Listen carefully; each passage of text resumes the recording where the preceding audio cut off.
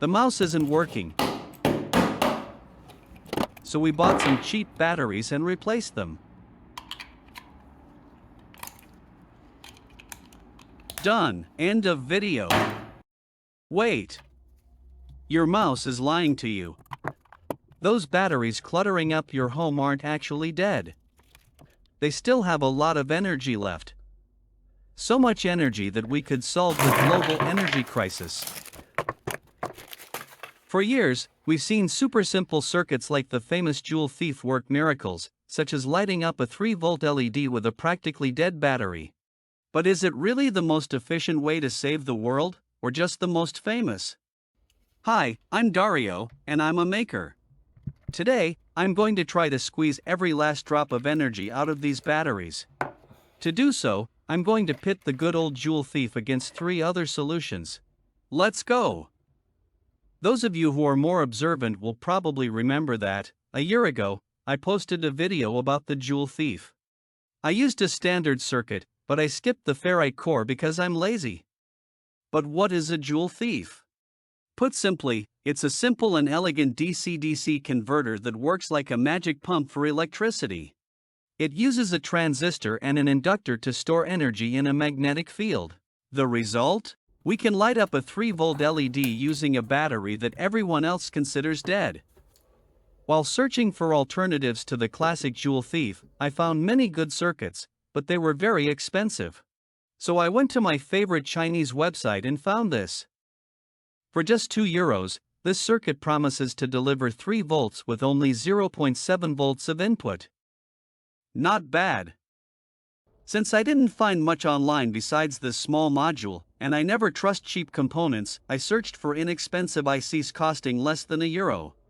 I found 2 suitable options, the MCP1640, manufactured by Microchip, and the UM3429, manufactured by Union Semiconductor. Their datasheets promise excellent results at affordable prices. However, there are no ready-made modules available online. What can I do? Don't worry, PC Way has got you covered. Your best friend for making professional affordable PCBs. Visit the website, upload your D's on. They cost next to nothing and are fantastic. Click the link in the description, and your boards will be delivered to your door in no time. PCB Way is the best.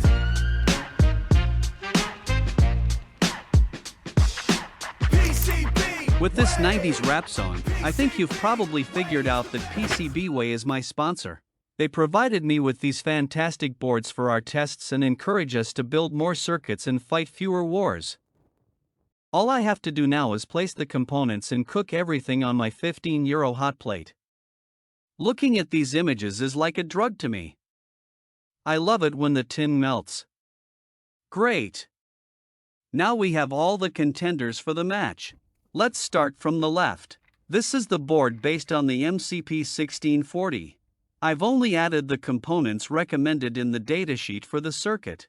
Next to it, in blue, is the UM3429 board. Again, the circuit is the one suggested in the datasheet. The brown board is our mysterious Chinese circuit. As you can see, there are 2 Joule Thieves. They are identical, only the resistance differs. This one is 1 ohm and this one is 1 kiloohm. Finally, here is a simple circuit based on the QX5252 that I mentioned months ago. Now we have everything we need to run the first test.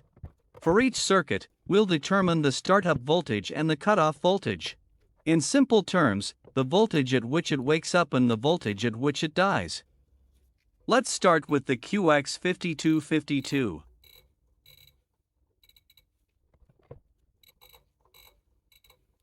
Two hours later. After 787 attempts, I found that our QX5252 wakes up at 1.1 volts.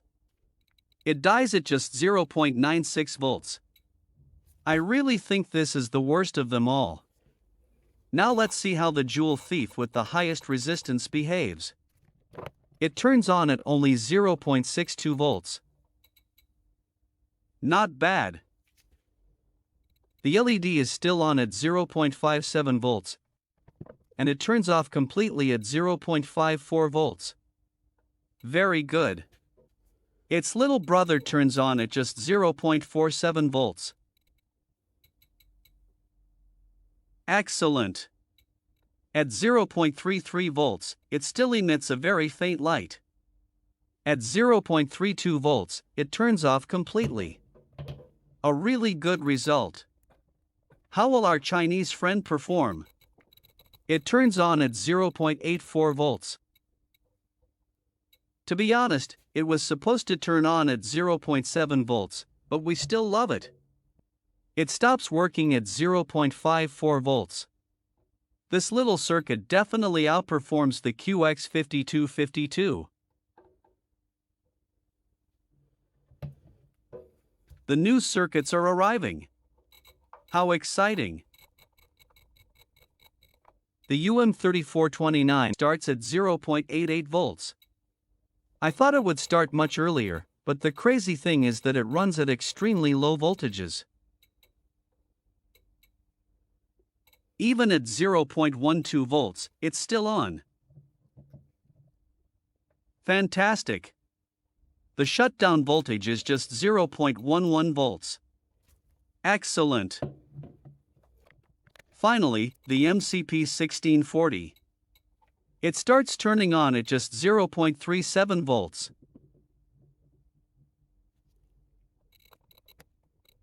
It shuts down at 0.36 volts. Truly impressive. Now that we have all the data from the first test, we can move on to the next one. Don't worry, we'll analyze everything at the end of the video.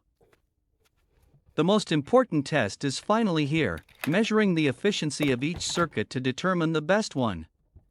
Over the past 2 months, I've taken hundreds of measurements after work using multimeters, the INA3221 and Emiliano's fantastic oscilloscope.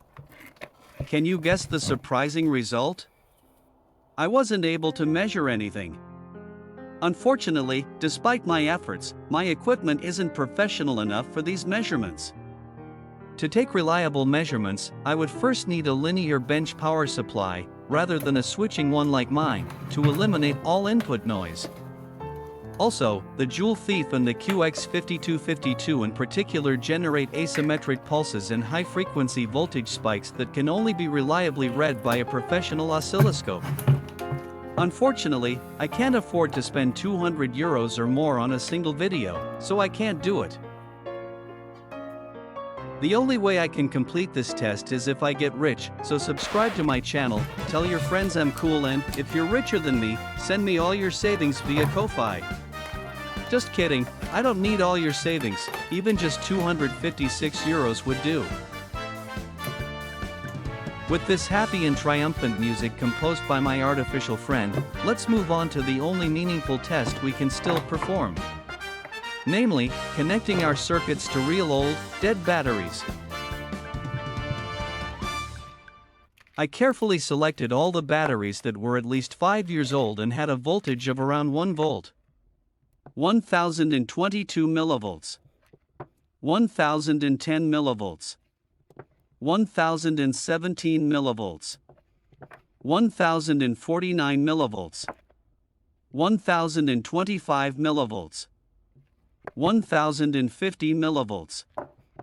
1362 millivolts for our QX5252. Now that we all know batteries have a voltage of about 1 volt, we can start connecting the circuits. We'll need lots of colorful spaghetti.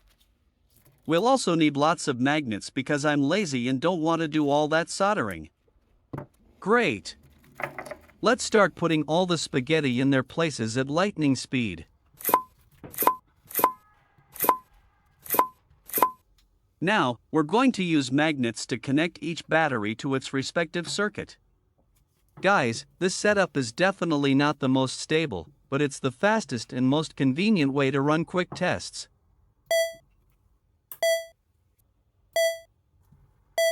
Two hours later. We finally managed to light up all the LEDs using batteries that were destined for the bin. Now, in the festive spirit of Christmas, let's turn off the lights and wait and see what happens. 3 LEDs have already died in less than 24 hours. This includes the two new boards and the Joule Thief with the 1 kilo resistor. This is very strange. Let's disconnect the batteries and check the voltage of each one. The Joule Thief battery measures 0.616 volts. This is a good result, but less than I expected. The MCP1640 draws down the battery to 0.395 volts. This result is actually very close to that of the previous test. The UM3429, on the other hand, drew the battery down to 0.520 volts. This is an excellent result, but it is completely different to the amazing result of the previous test. Our Chinese friend seems particularly brilliant compared to the others. Exactly 24 hours later, the QX5252 shut down. During the previous test, this IC did not stand out for its efficiency at low voltages. 1.1 volts. We can now say that it's the worst battery sucker in this video. After a full 5 days, the last Joule Thief shut down. The one with the 1 ohm resistor.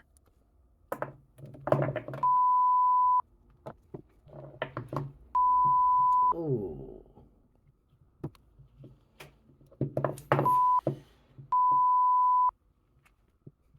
Okay, now we can continue. The circuit sucked the battery down to 0.450 volts.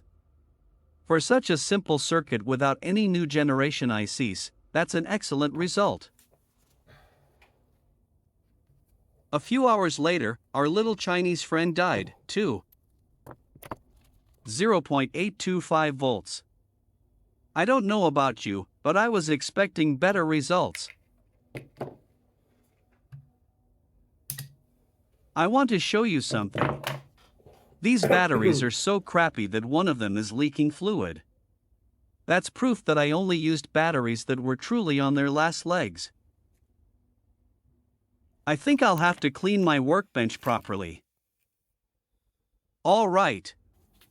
We're nearing the end, but first, there are a couple of important points to clarify. Not all the circuits in this test work in the same way. There are two different technologies at play here. The Joule Thief and the QX5252 operate using pulses. They store energy and release it in the form of high-frequency spikes. They do not aim for voltage stability. Instead, they send intermittent pulses to the LED so rapidly that it appears to be continuously lit to the human eye. The MCP1640, the UM3429 and the Chinese module based on the ME2188 are modern integrated circuits. However, they convert a low voltage into a continuous, clean, regulated 3-volt output. They are true DC-DC boost converters. The question on everyone's lips is, why did the two newer boards run out of power first with the actual batteries? Unlike my bench power supply, which provides a constant, clean power source, these 5-year-old batteries have a very high internal resistance. Advanced chips such as the MCP1640 or UM3429 attempt to maintain a constant maximum brightness for the LED. To achieve this, they draw more and more current from the battery as the voltage drops. Demanding a lot of current from an old battery causes an instant voltage drop when a load is applied. The chips interpret this drop as being too low to operate and shut down as a protective measure. The Joule Thief, on the other hand, is an extremely simple circuit with no protection features. It continues to send pulses and activate the battery, even when the voltage drops under load. Rather than demanding current aggressively, it takes only what the battery can provide, one pulse at a time. This enables the battery chemistry to recover between pulses and allows the Joule Thief to drain the battery completely. Now that I think I've told you everything, here is the official ranking at last. Last place. The QX5252. It turns on late and shuts off almost immediately. In the real-world test, it had a very short operating time, leaving the battery practically untouched. However, it remains the cheapest and simplest solution in the video, with just 2 components. Third place. The UM3429. The test with the power supply was impressive, keeping the LED on at just 0.11 volts. With real batteries, the runtime wasn't exceptional, but for such an inexpensive component, it's still an excellent result. Second place. The MCP1640. It performed well with the power supply and, in the real-world test, it drained the battery down to less than 0.4 volts. A truly fantastic chip. First place goes to The trusty old Joule Thief. It kept the LED lit for a full 5 days, draining the battery down to 0.45 volts during normal use. It's extremely cheap and my version can be built in just a few minutes without having to wind inductors by hand. If you're feeling adventurous, you can experiment with different transistors and resistors to achieve even better performance. Always experiment.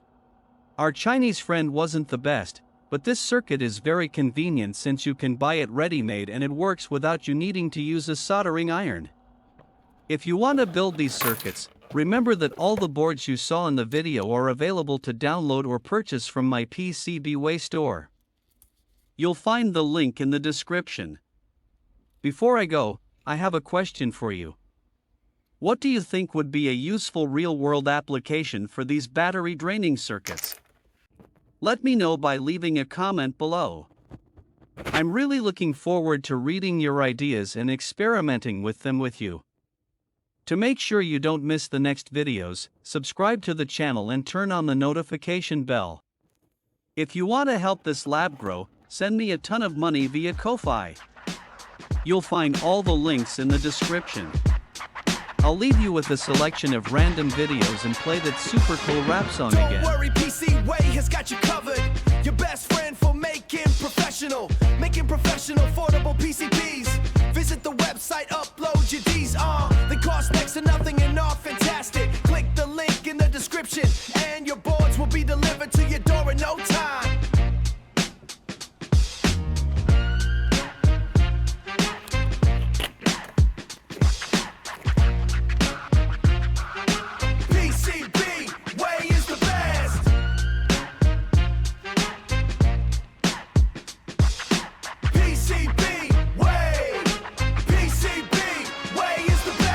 Ciao ciao.